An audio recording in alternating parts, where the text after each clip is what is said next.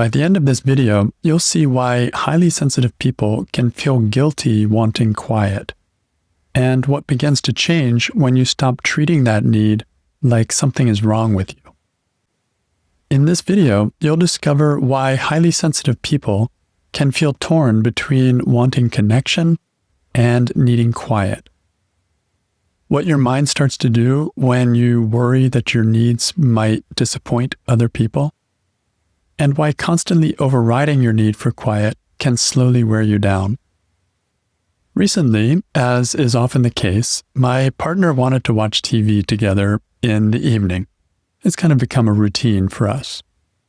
And part of me genuinely liked the idea. In fact, I often like the idea. There's connection, there's relaxing together, we're sharing an experience that we can talk about later if we want to. But another part of me wanted something different. I wanted quiet. I wanted to sit and read for a while instead. No stimulation, no conversation, no sound, just enough space for my system to settle. And what was interesting was not the desire for quiet itself, but how quickly guilt started appearing around it. Because almost immediately, my attention started going towards his experience. Would he feel disappointed? Would it seem like I'm rejecting him? Would it seem like I didn't want to spend time together? And this is something I see very often with highly sensitive people. The need itself is usually not the problem. The problem is the meaning that gets attached to the need. Because many highly sensitive people don't simply experience the desire for quiet as information from their nervous system. They experience it as something emotionally loaded, something that could affect someone else, something that might create distance or hurt or misunderstanding. So instead of simply noticing, oh, my system needs quiet right now, the mind immediately starts managing the emotional implications of that need. And this can create a very exhausting internal split. Because one part of you genuinely wants connection, and another part of you genuinely needs space. Both of these are needs, natural needs for highly sensitive people. We want connection almost more than other people, and we need space almost more than other people. And when these two things get interpreted as opposites, life can start feeling strangely difficult. You may notice this in relationships. You spend time with someone you care about, maybe dinner, maybe a conversation, or watching a movie. And at some point, your system starts wanting quiet. Not because something's wrong, and not because you're upset, not because you don't love the person. Your nervous system simply starts reaching capacity. And as HSPs, we reach capacity earlier than other people. But instead of recognizing that as normal, your attention immediately shifts towards the other person. How will this affect them? Will they understand? Will they think I'm pulling away? Should I stay a little longer? And many highly sensitive people become so accustomed to overriding these signals that they stop fully trusting them. They start second-guessing their own need for recovery. They compare themselves to people who seem able to stay socially engaged for much longer without depletion. Or they tell themselves they're being too sensitive, too difficult, too rigid even. But one thing I've noticed over and over is that highly sensitive people often underestimate how much stimulation they're actually processing. Not just sensory stimulation, but emotional stimulation too. Social awareness, subtle shifts in tone, the emotional atmosphere in the room, tracking how others are feeling, trying to stay connected. All of that takes energy. And if your system rarely gets enough time to fully reset, the exhaustion can become cumulative. What makes this especially confusing is that the activities themselves may not even seem negative or stressful. You may genuinely enjoy the people you're with. You may enjoy the conversation. You may love the closeness and the warmth. So when your system starts asking for quiet, the mind can interpret that as contradictory. Like, if I'm enjoying this, why do I want to leave? It doesn't make sense. If I love this person, why do I suddenly want space? What's wrong with me?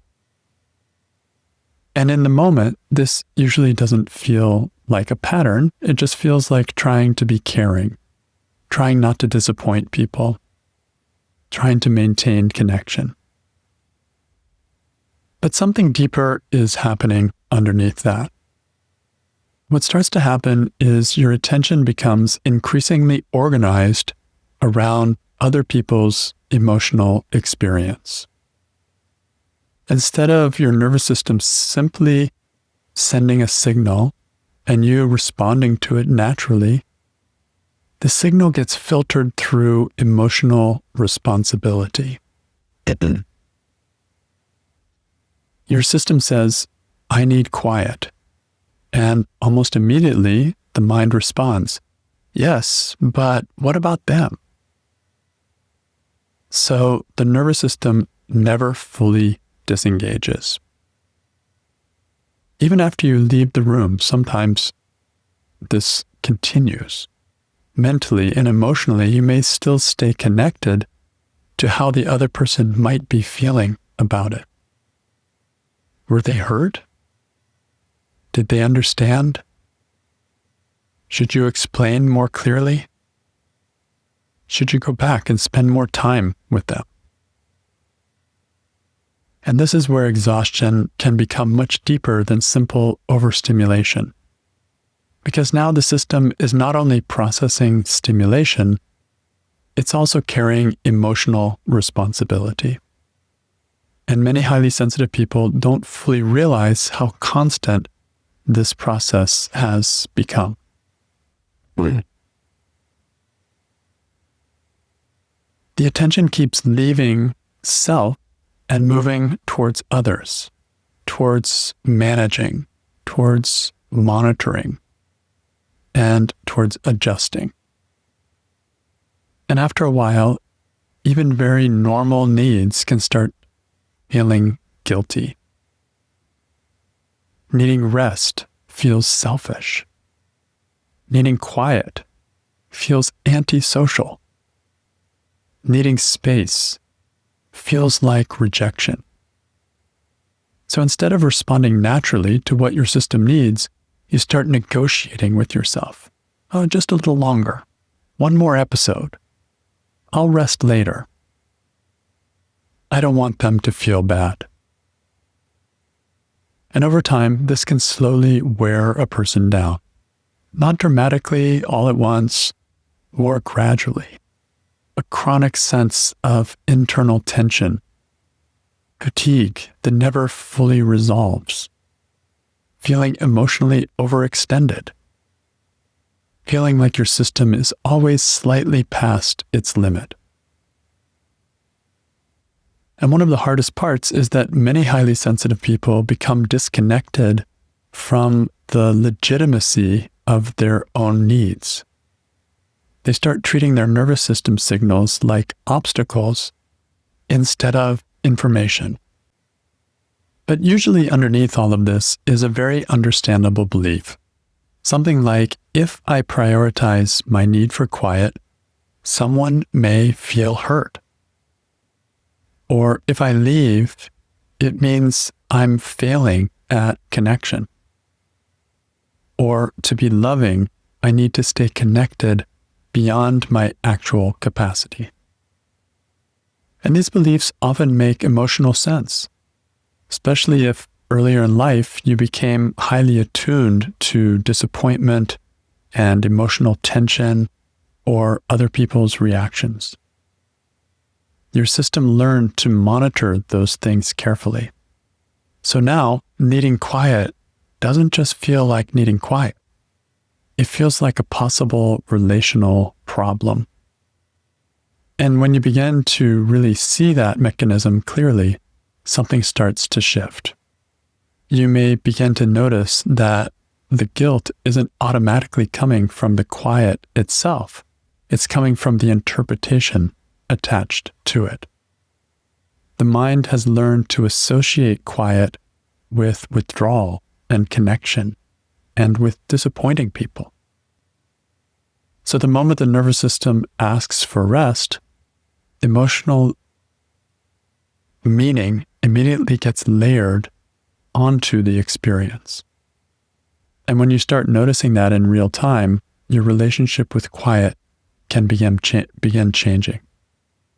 Not because you force yourself to become different, and not because you convince yourself you shouldn't care about people, but because something starts becoming more visible to you. You start seeing that your need for quiet may not actually mean what you thought it meant. This isn't about being cold or distant or failing at relationships.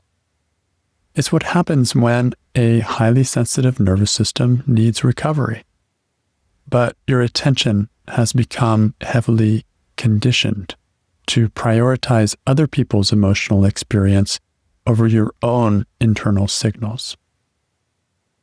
And when that mechanism becomes visible, the guilt around quiet can begin loosening. So if you're tired of feeling torn between caring about people and needing space, and you don't want to keep overriding yourself just to avoid disappointing others, but what you really want is to feel connected to people without abandoning yourself in the process, then this is exactly the kind of work I help people explore. Not through forcing yourself to become less sensitive, and not through trying to become better at tolerating exhaustion, but through deeper inner work that helps you start seeing the patterns, beliefs, and emotional responsibilities that keep pulling your attention away from yourself. And this is the part most people get stuck in. You can see the pattern intellectually. You can recognize yourself while listening to this episode, but in real life, the guilt still activates automatically, and it can become very difficult to shift this on your own.